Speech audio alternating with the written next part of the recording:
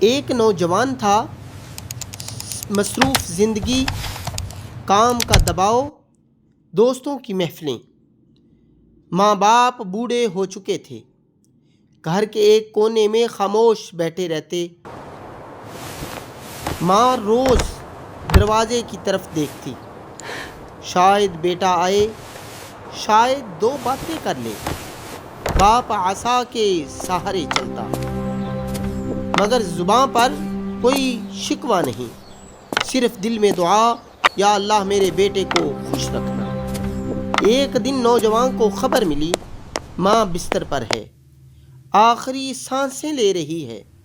وہ بھاگا، مگر دیر ہو چکی تھی۔ ماں کی آنکھیں بند تھیں دروازے دیکھتے دیکھتے۔ تب اسے احساس ہوا، جو وقت ماں باپ کو دینا تھا وہ دنیا کو دے آیا، اور اب نہ ماں کی دعا نہ باپ کا سایہ۔ اس سے سبق یہ ملتا ہے، ماں باپ زندہ ہوں تو ان کی قدر کرو، کیونکہ قبر پر جا کر رونے سے زندگیاں واپس نہیں آتی۔